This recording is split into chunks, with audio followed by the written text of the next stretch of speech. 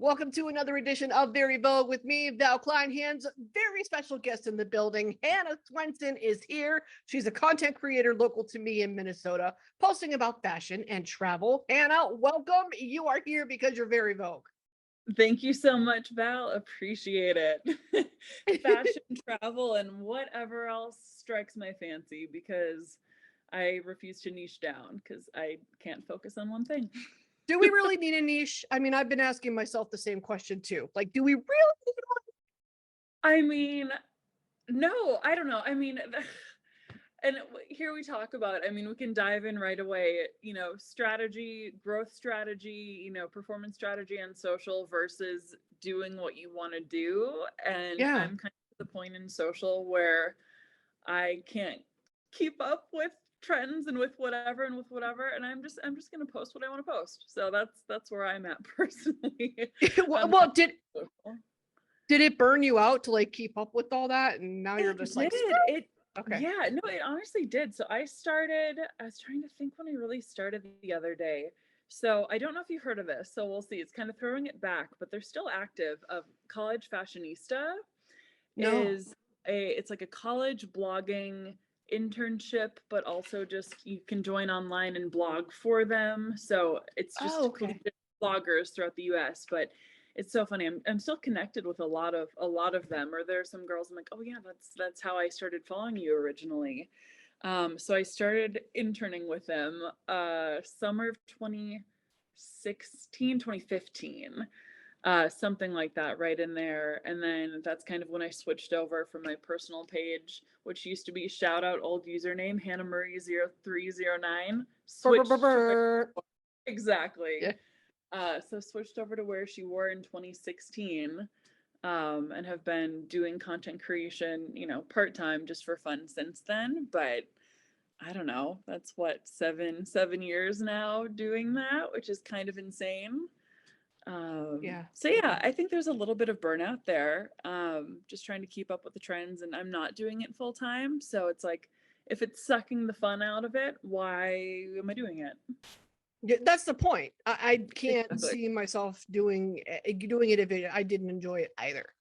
Why? Exactly. We have one little life and it's not very long. Exactly. And like, I saw something on TikTok the other day, and it was like, why did you start doing this in the first place? Oh, because I like taking fun pictures, which of course, real versus static post. Yeah. It can go into that whole thing too, but it's like, I like taking cute pictures and creating fun content. So I'm just going to do that. Yeah. Period. Because you remember back in the day, like when we were kids in grade school, you would walk up to the pencil sharpener and you'd be like hoping everybody peeked at your outfit while you're in the front of the class. But you're like, yes, let me just sharpen this pencil to make sure it's really sharp. Yes, exactly. So yeah, I mean, it's just making doing what I want to do with it now. But I will say, like, the best thing that's come out of social for me is the IRL community. Yeah, which, I mean, Minnesota, that's how we got connected in the first place. But there were so many local things. And I have a friend that just actually moved from Atlanta a couple of years ago, and she's like, wow, everybody is really welcoming and supportive here. I was like, yeah, it's actually pretty great. But yeah, just the in real life community that, I've created personally. I don't know if you know about Twin Cities Boss Babes at all, but it's this networking group. Okay, yeah. So I started this networking group in 2017 or 2018. And I mean, I met a lot of my really good friends now through that. And it's like, people are just trying to find community. So to be able to, do that through social is cool. Yeah, it's incredible how, and I asked myself this while I was checking, while I've been following you for God knows how long, but it's been some time. And I'm like, she must actually be a somewhat social person in real life to build that community in life and both online. Is that fair to say? Is that true? It's definitely fair to say. It's so funny because I also struggle with social anxiety at times too. So me too. So how the hell do you do it? That was going to be my other question. I'm like, how Yeah. is it that you, what advice would you give to somebody that's like really shy and maybe it's hard for them to put themselves out there, but they want to I, build and grow something similar to what you have found? What do we do? yeah, I think it's something that you just have to do. I mean, it's kind of like immersion therapy, exposure therapy. The more you do it, the, for me anyway, the less scarier it got. And Mhm. I started Boss Babes because the word networking would, Cringe. send chills down my spine. Network. Yeah. It's just, I mean, I went to business school. My degree is in marketing, but we had all these collegiate networking events, and I hated it because I would just always feel so awkward moving, trying to butt into a little group, and it was just so formal and just awkward, and I hated it. So Yeah. finding events like this, finding spaces where there are people that want to meet other people and are looking for friends and looking for this. And I know people from out of state, which I was originally out of state from Wisconsin, so not too far of a move, but when Yeah. you move here, especially as an adult, which I feel like you can probably speak more to this, it can be a bit harder to make friends because A little Minnesotans are bit. kind of they're A little bit when you're a little, Italian American meatball throwing your hands in the air while you're talking. It's a little bit, you're doing the most to some Minnesotans, but I've learned that it's okay. It doesn't mean they hate you. They just don't know what that is. And once once they warm up, it's not as bad or we awkward, just need but to melt the frigid exterior, and then a we'll little be bit. all right. But there are people, I mean, truly. So Boss Babes is kind of one of those things. My friend Malaya, who I actually went to Paris with, we can talk about the whole Paris group too. Can we? All the Oh things. Let's my go. God. I got back like 2 weeks ago now. So Yeah. fresh thing. But anyway, Malaya is the founder of it's I think Minnesota Gals Making Friends, I think is Right. the Yeah. name. And then Gals Making Friends, I think was the Yes. handle too. And she was Yes. so kind to invite me to some things. It's just, I got to make the time. For me, it's Yes. like it's the almost hour drive because I'm Yeah. in Rochester and Well, and I you will guys say are giving me like, they have groups for like different areas. do they? Okay. Then maybe I Mhm. need to find the Rochester version. So you can found the Rochester group, Val. Make the initiative. You can I be might, the because I don't know where y'all at. I'm sitting over here, the only one looking like a dumbass with my tripod and right outside Mayo Clinic, like, hey, I'm the only one looking this way. I'm like, nah, I need a crew. Exactly. So look into that. And I'm actually phasing out of Boss Babes because one, I hate the fucking name. I don't know if I can swear on your podcast, but I'm like, You Boss can, Babes. I Like, don't give it's a not shit if you swear. You can fantastic. swear. Fantastic. But I'm like, it's not this MLM Boss Babes thing, but it's just the only thing I could come up with because I wanted it to be networking, business related, but also female and female identifying. So it was like those words made sense. And I also didn't really give a shit that much about the name. So that's just what it was. Okay. But I'm actually, because I'm not doing enough things, I'm starting a different networking group thing that I'm going to call Twin Cities Community Table. So I have Fun. the handle. That's basically all we're at. But I want it to be Boss Babes turned very much so into a content creator blogger group, which isn't what I wanted it to be, which obviously like that's a lot of the people who I interact with. So it naturally skewed that way. But Okay. one of my best friends is an accountant, and she's like, I feel like I can't go to these because we end up talking content. And I was like, but I don't want it to be that way. Oh, okay. Got it. So more inclusive, and that's Exactly. maybe it's maybe like I'd rather hang out with you around a dinner table than at some sort of event where we're taking photos So that's together. exactly. So I kind of picture it going, and I don't know if it would be monthly or whatnot, but rotating between locally owned restaurants, and we'd go Mm, to the table. Ideally, if they have private dining, and we can swing that for our little group. But yeah, at monthly or bi-monthly or whatnot, just have a set group, and it's a table, and we come and talk and meet new people. yeah, that is beautiful. Let's talk about Paris too, because I'm so Yeah. curious. The photos were gorgeous. Fill in the blank for me. The best part about Paris was. Oh my gosh. I mean, my favorite thing to do is honestly just sitting and enjoying the city Yeah, and soak it in. finding those quiet moments, and you're just like, okay, like I'll sit by the sun and drink my bottle of wine and just With my So good. baguette. That's what Yeah, I've always exactly. wanted to do. Just have a Oh, big ass baguette with a nice glass of white wine in the park. exactly. Exactly. And the first night the girls were there, we had a picnic on, uh, I can't think of the name of it, but it's on the point of the island that Notre Dame is, Ile de la Oh, Cité. okay. So it's this little park. You're just at this point in the middle of the Seine. And we just, we brought baguettes, we brought cheese and wine, and we just sat there. It's just Perfect. perfect. It was like everybody's arrived, and yeah, it was great. So it was a group. I led a group of 7 women, including myself. So that was the first time I've ever led a group, much less a group abroad. So talk to me about the organization that.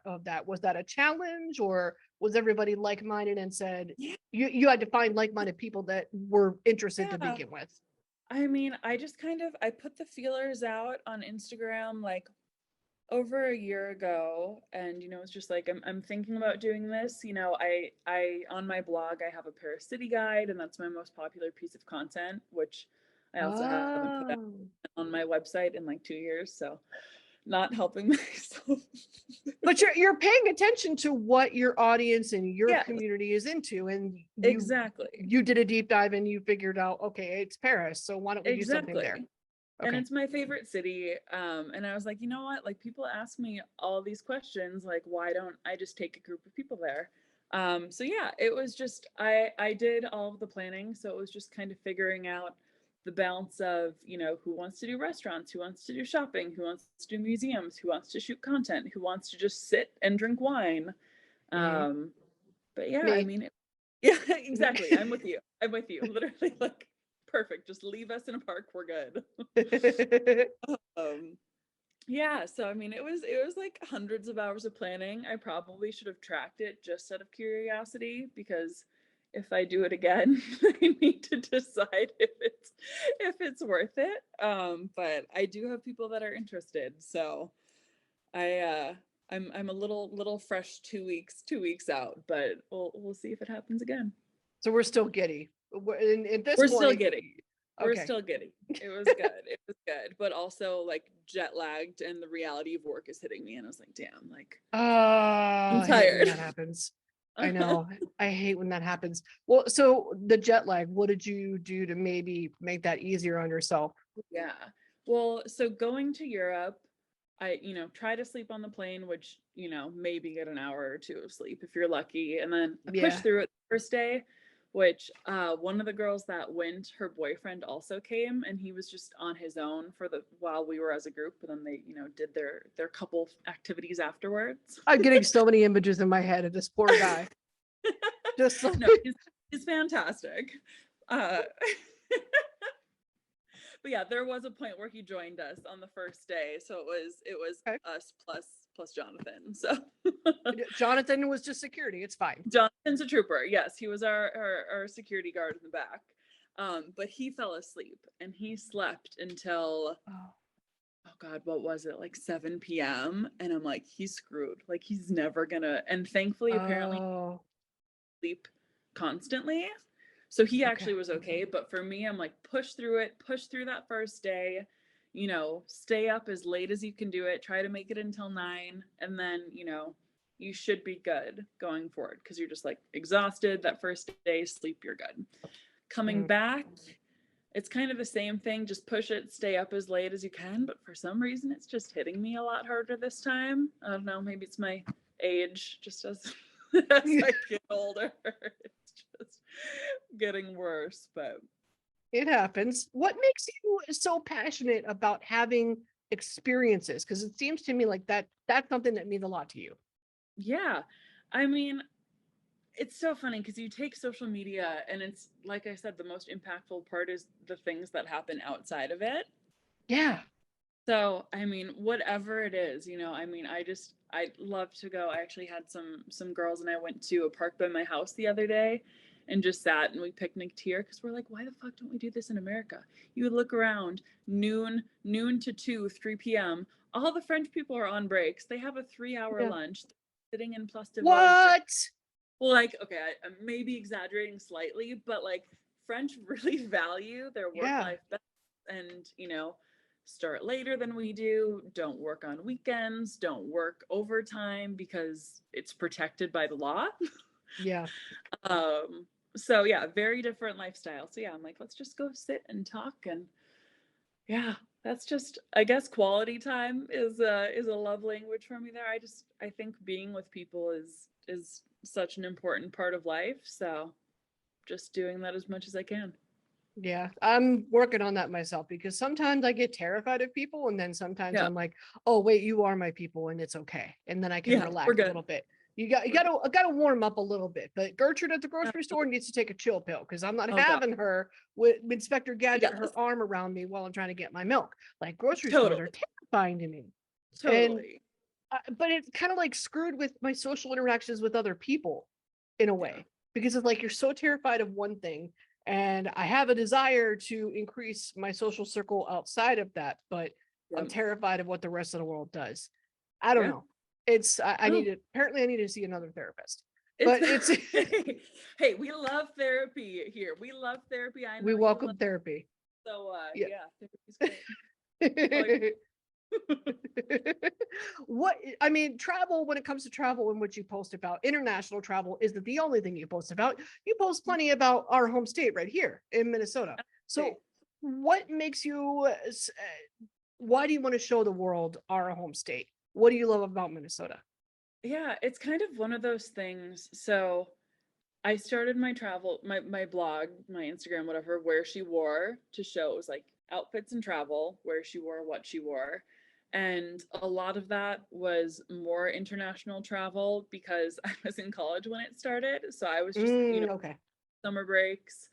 I did 5 weeks solo after I graduated college in Europe. So I had a shit ton of content from that. So I'm like, Brr, all brr, brr, right, like brr. exactly, exactly. And then I started working and I Mm. was like, oh, like I can't take 5 weeks off to go trek Yeah. through Europe anymore. Like that's not gonna happen. Yeah.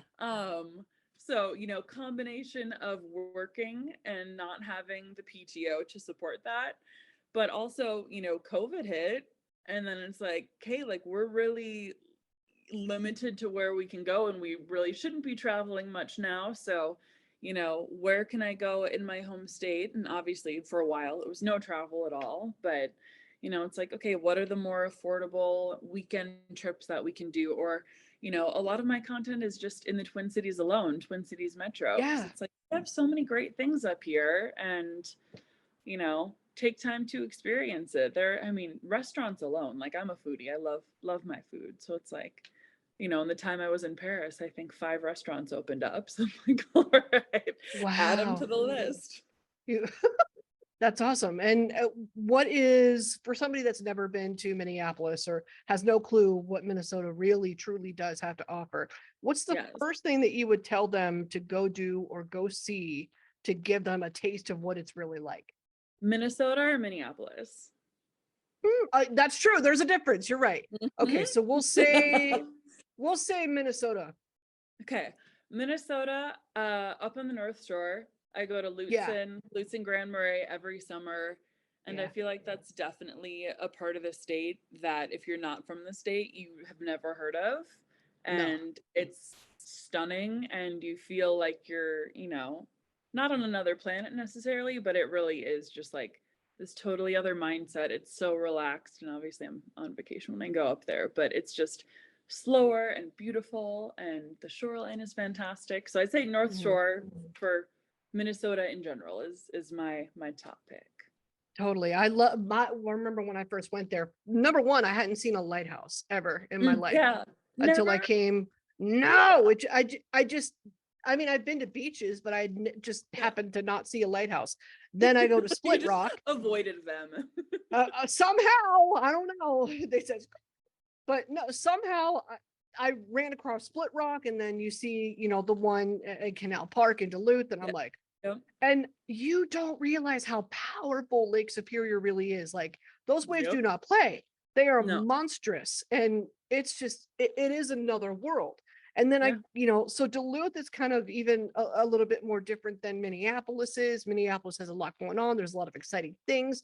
That's kind of the hub where most things happen in the state.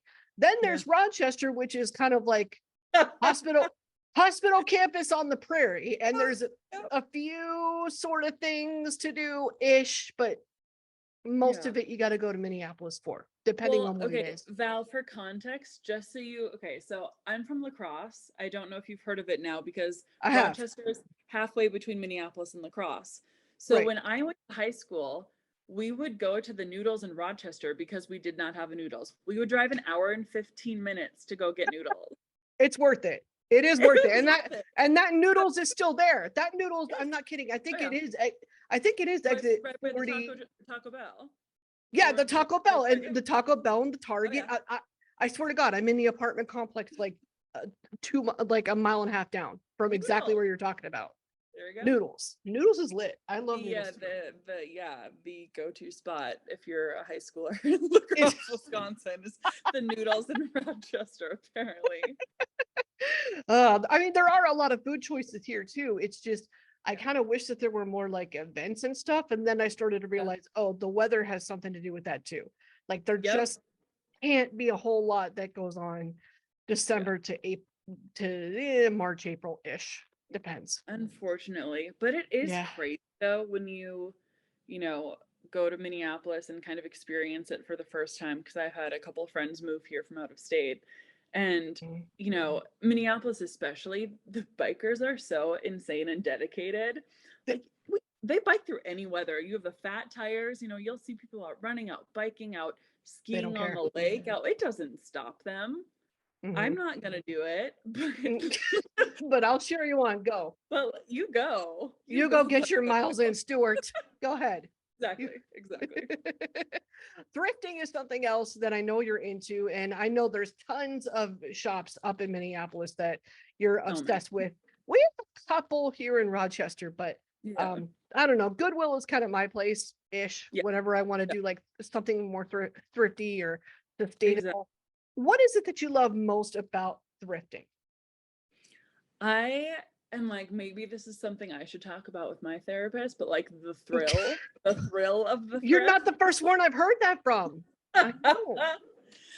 I mean, it's just, I love the challenge of it and the excitement, and you never know what you're going to find. And I think you kind of have to have that mindset if you're, you know, going to thrift, because I go thrift with friends and I'm like, no, you have to look through every single item because you don't know, like you can't miss one. You could be missing a gem. Right. And you know, sometimes it's, you know, I love when I find a designer item, but that's rarely the case. But it's like, oh, I found this 100% cashmere sweater for $5.99. Amazing. Or just a cool ass looking dress. Like I love, you know, vintage 80s blazers, jumpsuits, stuff like that. Yeah. If So I yeah, had to describe your style for someone that didn't see you or doesn't know you on Instagram yet, it's edgy cottagecore. That's somewhere. obsessed with that. It's somewhere there. And whimsical was another word that comes to mind. It's somewhere there. Edgy cottagecore. And I feel like that's so accurate though, because I think about like not being able to niche down. I also can't niche down my style. Like I jump from cottagecore to 80s edgy to, I don't even know, I'll love like a full vintage 50s look at some point. Or, you know, I'm wearing, oh my gosh, shout out, this dress is from a local Minneapolis designer, Mill. Yes, it is a blue paisley print for anybody that isn't seeing the video version. Yeah, it's like a blue paisley. Right. But 100% cotton, and it feels like I'm wearing pajamas. And like I wore this to work today and nobody knows. It's great. Like I'm not wearing anything. Oh, dresses at work. Honestly, dresses at work are kind of like a hidden weapon to feel comfortable. They really are.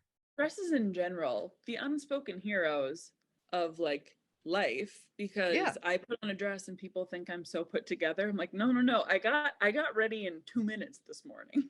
Yeah, but I look put together just because I'm wearing something that already has a uniform appearance. I also noticed that dudes actually hold doors open for me when I wear a dress. Ooh, it's odd. It's odd. And I'm like, I saw this 2 days ago in jeans and a Slayer t-shirt. and Yeah. you didn't do nothing for me then. And I'm literally the same person. Make it Something- make sense. Something working in the subconscious there, I think. But I think because if I'm presenting maybe more feminine, they're like, oh, female must protect, or It's a lady. female must assist. I don't know. It's, Just I like mean, red alarm bells going on. that's what I picture. Because I don't know, I'm terrible. Sometimes when I impersonate men, I give them that caveman talk. Like, Oh, I ugh, ugh, must, followed suit with that question. So like, ugh, must go get meat for a grill. yes, but I now I'm gonna pay attention to that. But yeah, I bet if you watch how, if you were, depending on how you're dressed, watch how men treat you. And I think Yeah. there is a difference in how they perceive it. I don't know. I just Actually- tend to ignore how men react, but I will tune in. Yeah. And that's a hypothesis that I want to test. Yeah. I want to test it. I want to like Jane Goodall that and just Yeah. write it down. Write down all my observations about these chimps. Let's go. I will be aware for you. I will test that for you. I so appreciate your time, and there's definitely one more thing that I want to get into, and it's social media. And I feel like you've done it for years. You've been in marketing. You're obviously interested. You're passionate about it. For someone that wants to know just to quickly, like the best way to use it, what would be your general advice for that? First of all, like I said before, do whatever makes you happy. I Yeah. think, if you don't have that as a basis, what's the point in doing it? So, if you're stressing yourself out about trying to create so much content or following the latest trends or whatever, it's not worth it. But Right. again, you kind of run that line of if this actually is becoming a source of income or, my main source of income, it changes a little bit then because it is becoming your job. But yeah, do it and do what makes you happy, first of all. There we go. What's next Yeah. for you? What are we looking forward to? When it comes to posting or just in general, what are you looking forward to? I mean, I still have a shit ton of Paris content that nobody's seen yet. So for the next year or until I travel someone new, I think Okay. just sitting on that. But yeah, Twin Cities Community Table. Now that I'm back from Paris, now that I had some crazy stuff at work, not crazy, but big goals and things that were finished just before Paris. So Got that's it. Paris is done. Yeah, I really want to start doing Twin Cities Community Table and launching that. So Okay, look for the handle. We'll look for it all. Hannah, thank you so much for your time. Very much appreciate it. awesome. Thanks, Val.